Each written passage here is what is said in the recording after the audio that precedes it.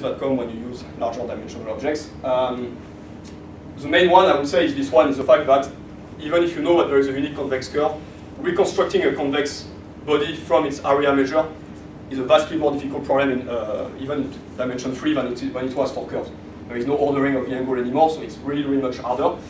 And there it's actually a subject of research that up to recently people have really tried to come up with an algorithm to reconstruct this, to reconstruct a convex body for its area measure. And this has some applications, so I will not be discussing too many applications in this first part of the talk. But there are some problems like that that pops up in computerized tomography or in laser radar data. So there is some interest in being able to solve this type of problem efficiently, even for just discrete distribution like some of Dirac's. But in that case, it's not trivial to do that. Quick question. Is there a corresponding combinatorial geometry problem in the higher dimensional case? No, I think it's much harder in higher dimension, because if you think about triangles, for example, it's not like you can put them one after the other. I mean, you have to find a configuration where the triangles can match. So I have no idea. I don't think it's trivial at all to formulate something combinatorial in this case. So, but, yeah. Okay, so I think I'm going to be too much over time. So that's basically what I wanted to say on this first part. So it's still, as I mentioned, a bit exploratory, but quite a few interesting questions. So now this brings me to the second section. So there, I mean, the idea is much more like typical of shape analysis. My goal is going to first construct, build some metrics between shapes.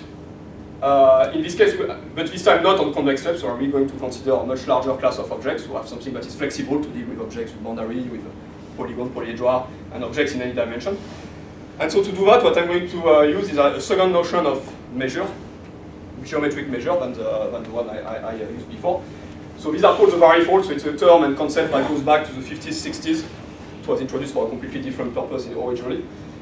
But mainly the idea, if you compare it to the area measure I introduced before, is to reintroduce back some spatial localization, okay, which area measure didn't have. We are looking at distribution of tangent spaces, but we had no idea where they were, essentially.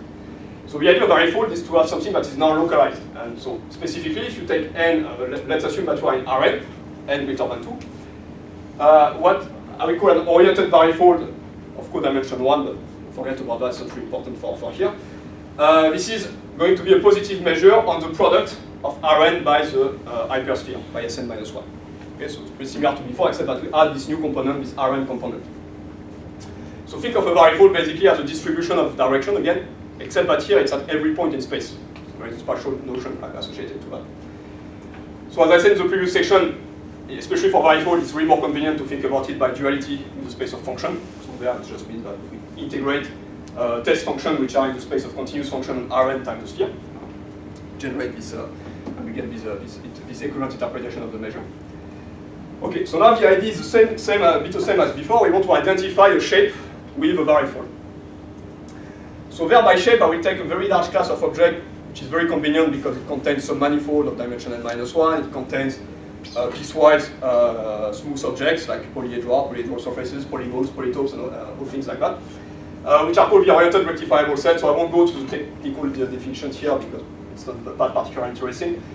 But this is essentially a class of sets where we can define a notion of n-1 volume and a notion of normal direction, unit normal direction at every point.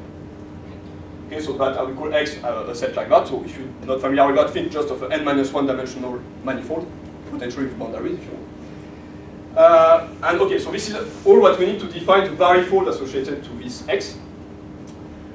Where basically this is going to be the varifold that takes a test function, in the space of test function, and what it will do is just integrate this test function over all point X at all the and with respect to all the normal direction at this point X, with respect to the n-1 volume form on this set X. Okay, so this is a particular class of varifolds. Varifolds that are this very specific expression that they come from a rectifiable set, and they are defined from a rectifiable set. So these are called rectifiable varifolds in the literature. So one point of note to connect that to the previous section is that if you take a varifold, a rectifiable varifold, and you marginalize the first component, so you blur all positions, well, what you find is exactly the area measure I defined in the previous section. It's essentially saying that you forget about spatial localization, you just retain the distribution of normal direction. So there is basically this connection between these two types of objects. Okay, so one thing that is nice with varifold compared to before is that now we can show that we get a completely injective representation. If you take a rectifiable set and identify its varifold, this is going to be injective. I don't need to assume anything like convex sets or any more assumption than just rectifiable set. So it's a faithful representation of the shape of the object. But of course there is no free lunch, so what you gain with injectivity, you lose with respect to surjectivity now. So what I mean is that if you take the set of rectifiable varifolds, the ones that are really coming from a rectifiable set, this is in fact a very small subset of the entire space of varifold. And it's actually very hard to characterize what are rectifiable varifolds from a given measure view. There is no simple conditions like we had in the previous section. But okay, for now we are going to forget about this issue of rectifiability. What we are going to do is essentially say, okay, we have at least that injection, so it makes sense to say, let's try to construct distances between shapes based on the distance between their corresponding varifold. So we are going to work on the varifold space and try to define very simple and computationally tractable metrics between shapes induced from their varifolds. So there is multiple construction, but there I'm going to present one which I think fits very, very well this criteria, because at the end it gives you a pretty much explicit expression of the distance. It's a construction that is based on kernel function. So I'll give you a little bit like a recipe to construct not one, but in fact a class of metrics between varifold. So you start with two kernel functions, a positive definite kernel, one on the space Rn, the position component of the varifold, and one on the oriented vector component on Sn-1. So take the product of these two kernels. That gives you another positive definite kernel now the product space of Rn times Sn-1. When you have a positive definite kernel by Aron-Zaj theorem, you have a corresponding reproducing kernel Hilbert space, W. And if you just assume enough regularity for these two kernels, what you can also have is that this reproducing kernel Hilbert space W you can make it so that it's continuously embedded in the space of test function that we have for varifold. Okay, that's standard theorem from reproducing kernel Hilbert space theory. So now the idea is, because we have this embedding, you can essentially, instead of considering varifold as integrating any test function in that, you can just restrict to the test function that are in W. So in other words, you can consider the dual metric associated to this Hilbert space W between two varifolds. This is a well-defined quantity. However, it's a pseudo-metric. You can recover all the assumption of a distance, except that if W is not large enough, essentially we are not going to recover a true distance. So a priori, it's just a pseudo-metric between two varifolds, a dual metric to this RKHS now. So I'm going to come back to that in the next slide. But the thing is that what is nice with this reproducing kernel Hilbert space thing is that you can write explicitly the distance, explicitly parenthesis, but in code, because it's still probably not a super simple expression, but this dual metric can be expressed just by integrating the kernel function with respect to this measure mu. And we get a simpler expression when you talk about rectifiable varifold right after. So the only thing that is missing here is the distance. So we have a pseudo distance, we can have a degenerate distance if we are not careful. But okay, CY and I, we just studied how, in which case can you guarantee that you get a true distance. And basically the only thing you have to do is just make sure that the W space W is dense in the space of the test function. In which case we can also prove that the associated topology to this distance is a weak convergence of measures. So that's quite nice because it connects it to other typical distance between measures. And okay, even this density property might seem a bit hard to enforce. In fact, it's a very well-studied problem in kernel theory. I mean, it's called the C0 universality. So there is already a lot of theorems that have been proved about how to characterize kernels that are satisfy this assumption. And we have a lot of available classes of kernel that we know satisfy this assumption. So we can, in practice, pick among any of this type of kernel that will define a true metric between varifolds. Okay, so now going back to shapes, so this was for varifold. Now, okay, the idea is to compare two rectifiable sets, or two submanifolds, X and Y, by just comparing what are their respective varifolds. So we can define the distance just like that now. Take the norm, this dual norm between μx and μy. In that case, the reproducing Hilbert property gives you again that you can express this metric explicitly, modulo this integration, where basically the metric just becomes integrating this kernel function across X and Y with respect to the n-1 volume measure. Actually, n-1 here. I'm going to change it. Right, so in practice, okay, we can choose kernels like that. We get a true distance. I will explain how, but we can compute it in practice.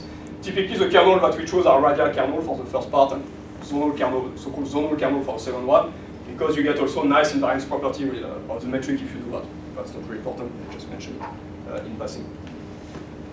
Okay, so now, okay, I said that we want numerically tractable metrics, so at this point it's maybe not clear how you can compute with these things, but in fact you can, mainly because there is a very natural and very sound way to discretize things when you are in a varifold space. So So for example, let me take the example of a polyhedral surface, triangulated surface. So you can write the integral I wrote before for every possible triangle, but there is one way to approximate that, which we can prove as nice, as at least a good rate of approximation, is to say that each triangle you are going to approximate it by one single Dirac varifold, meaning that you take a triangle and you approximate this triangle by this Dirac mass, which weight is the area of the triangle, position is the center of the triangle, and the normal direction is the normal direction to the surface, the unit normal direction to the surface. So this gives now something that is completely discrete. So if you rewrite this integral, now this becomes double sum, so you can completely compute with this. It's really something that you can implement, and it's not very hard actually to implement. And you can prove that at least this approximation has some nice, at least you can prove that if the diameter of the cell goes to 0, this approximation will go to 0, basically.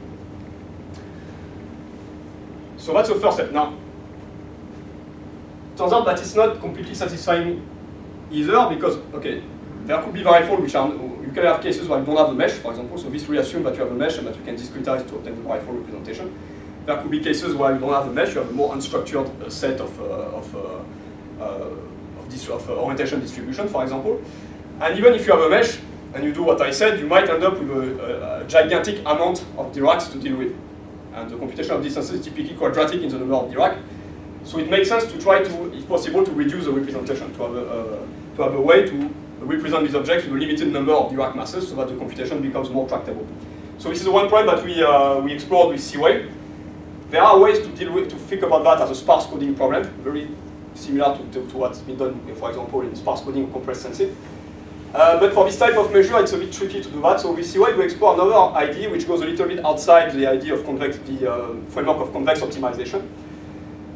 Well, it's very simple to formulate. I mean, if we define Vn to be the space of all varifolds which are just made of a combination of n Dirac,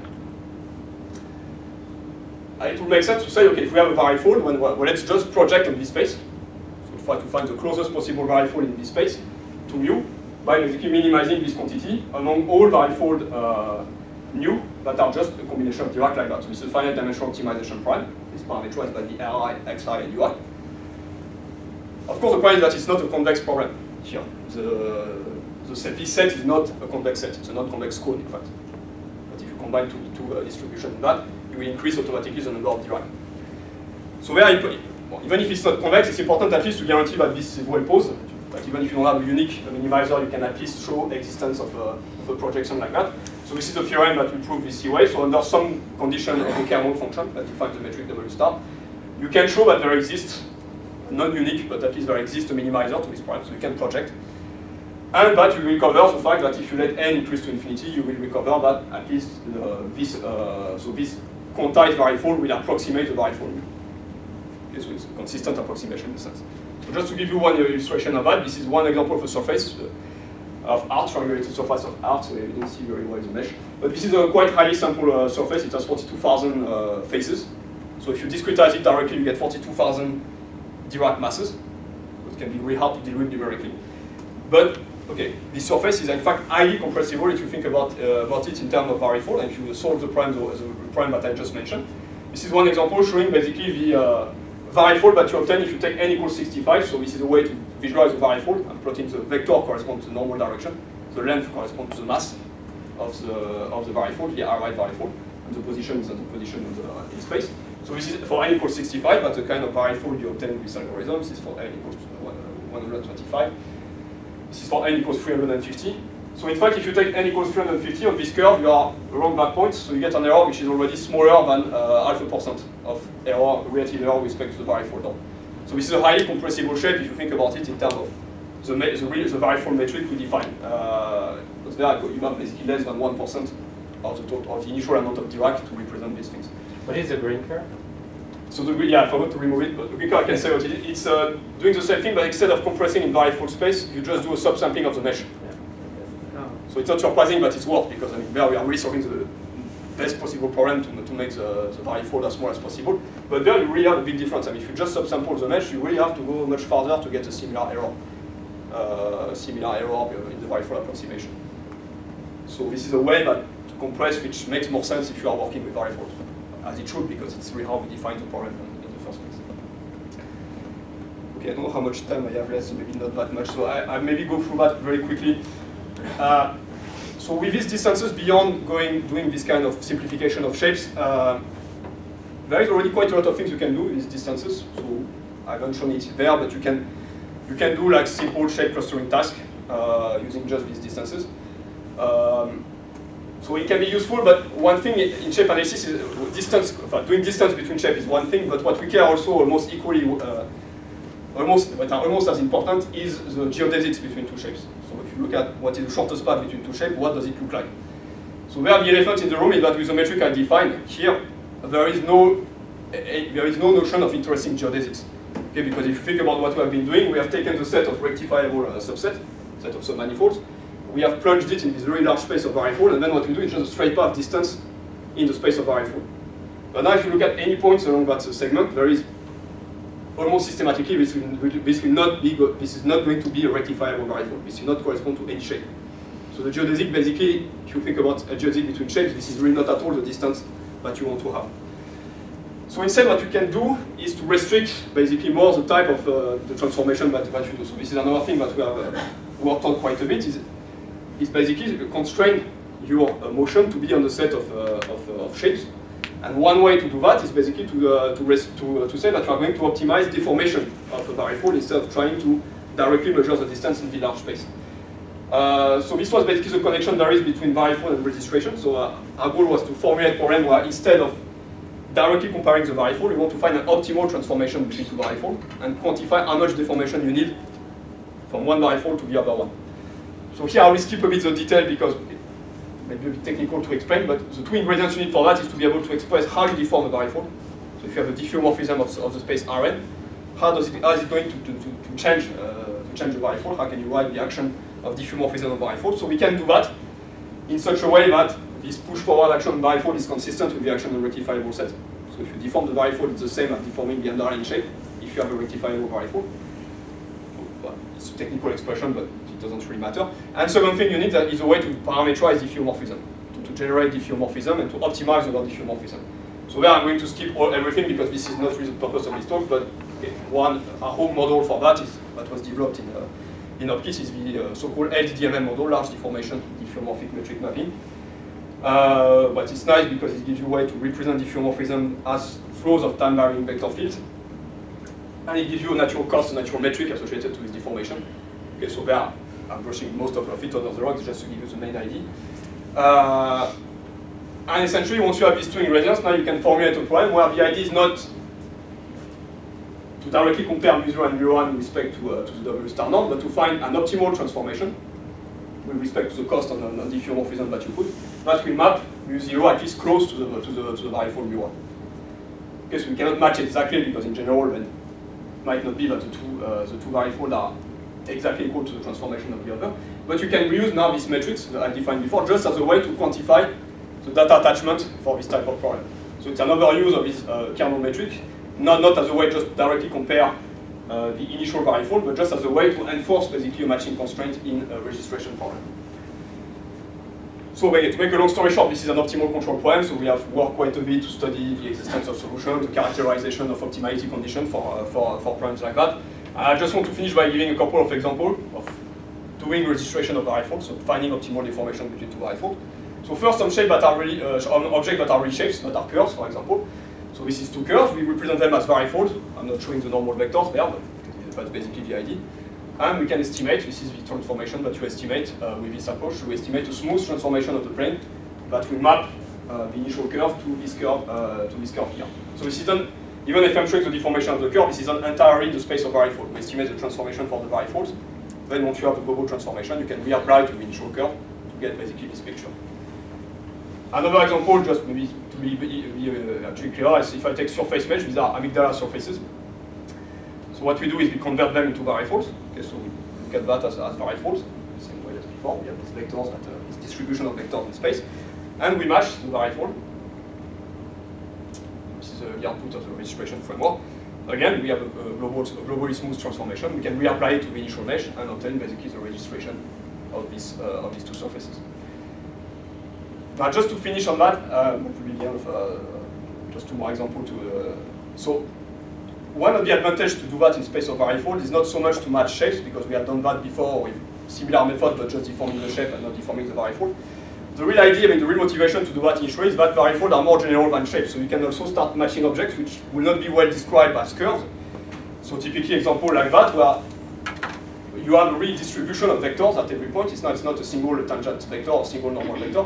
You really have a case where you have several vectors per point. It's really the idea of a varifold. You can have a consistent number of Dirac masses in different directions at a given point. But this is still perfectly feasible. We can still, with our formulation of varifold registration, you can still estimate transformation between this type of sets, where you can have 2 directions versus 1, 3 directions that you're trying to match with each other. And finally, another case which is, I think, quite interesting as well, is that if you want to start to match point clouds, which is quite common in the cases, imagine that you have noisy point clouds. So if you try to mesh this type of things, compute a mesh from that and then try to match meshes, I mean, I can tell you right away, it's going to be a disaster, because for meshing this type of noisy point clouds usually doesn't go very well at all. So you really don't want to have to mesh this type of things and then match them. What you can do is match point clouds. This has been done before. It goes back to 15 years. There was some efforts to do matching of point clouds. But point clouds are lacking a lot of information. You don't have any notion of tangent space. You don't have any notion of volume measure there, of density of the point cloud. So if you do a point cloud density with the old-fashioned algorithm, this is the kind of matching you will get. So you see that you get lots of imperfections, because there is not enough information to really match these things. But on the other hand, for point clouds like that, I mean, even if you cannot mesh these things, it's not very difficult to at least find varifold that will approximate that. This is what people do all the time in manifold estimation problem or in geometric multi-resolution analysis. So this is what we did there for these 2 surfaces. We just approximate, just find a way to approximate it with varifold. This is using actually an algorithm by Mauro Magini, geometric multi-resolution, to estimate these varifolds. And now you can match the varifolds, apply the deformation to the point cloud, and you get a much nicer transformation in the end. So that's what you gain basically in having varifold information as opposed to just point clouds, which have no notion of tangent space, no notion of density.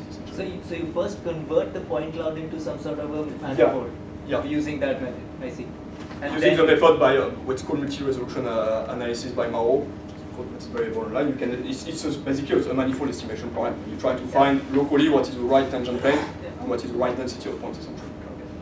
But this is also how many people do meshing of this.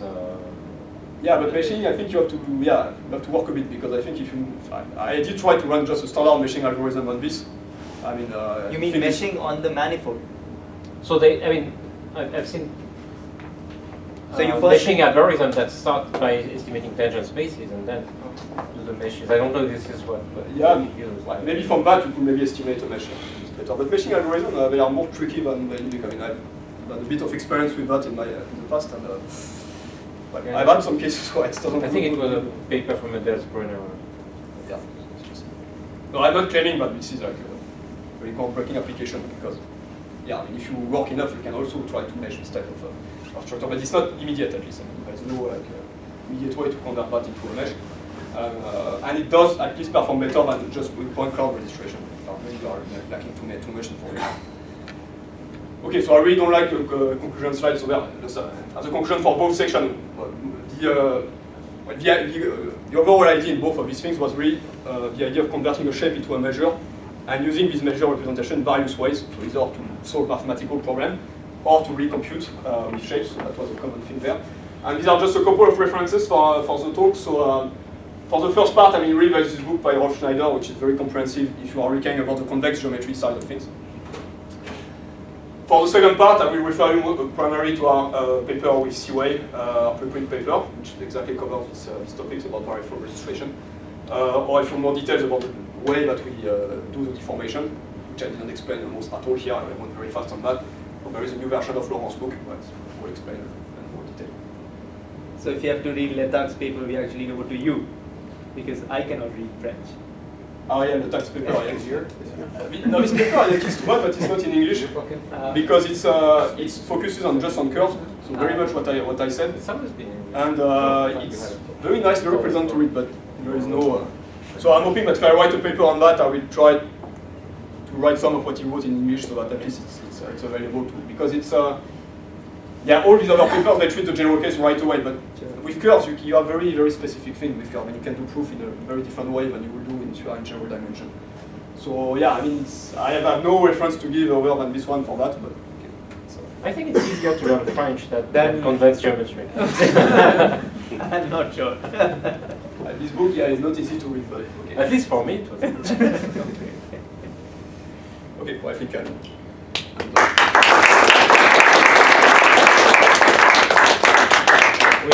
We have a couple of minutes for questions.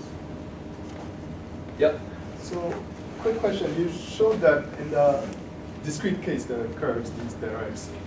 Is there any sense that the equivalence class of curves which have the same number of non-self-intersecting has any interesting property? So the class of all curves that have the same number of non-self-intersecting. So I think he's referring to your problem. So you give a Dirac measure and you find all the non-intersecting curves. So those who have the same number of non-intersecting. So it's not a conjecture. Let's be clear. It's not a conjecture. You don't have to. Sorry, what was your question? No. So the question is, so basically there are curves specified by these line segments. Yeah. And for each one of them, there's a certain number of non-intersecting. Yeah. Okay. Those who have the same number, I want to form partitions where I lump together all those that have the same number of non-intersecting. But for a fixed number of capital N? Or yes, for a fixed number capital N. And I want to know, do you have any intuition of property that this equivalence, is this an equivalence class to begin with? Is it reflexive, transitive, and symmetric? Well, I would say, I mean, you can probably have some continuity. I think you have at least topologically, I would say there is some sort of continuity, because if you change these parameters, Li, alpha, k, a little bit, yes, I would expect that the number is not going to change because you have a discrete number associated to a continuous variable. Sure. So at least I think you have some, if you have a certain number at a particular choice of these quantities there, for a small neighborhood around that, it should be still the same number. Sure. That's quite obvious. But besides, yeah, I don't know if there is. Maybe something related would be to imagine that you do random, as you did in your simulation. Yeah, random, what is the average number of self-intersection that you find? But this is given for this example. This is given by that. So the ratio. Number of self-intersection? No. No, if you take no, one for random, what is Oh yeah, that I didn't try actually. Because then, I mean, you make, I don't know, maybe there's a concentration of measure argument that will give you an exponential ratio. Yeah. At least in this example, the ratio I get is exponential of minus alpha n, and the alpha is something like 0.27. Oh, exactly, yeah, that's what I thought. But this is really for this particular, I mean, if you start changing the way that you generate these things. For example, actually this is I should say that this is actually only for the even odd number. If you take even number, it's slightly different because you can have two opposite things. So the numbers are different. It's still something exponential, but the constant seems to be slightly different. So that yeah, not much time to look at it into, but it's difficult. Is that there are really lots of ways to. I mean, I think you have to restrict to some particular classes because dealing with that with any choice of LK, alpha k, it seems pretty hard. Okay. Thank you.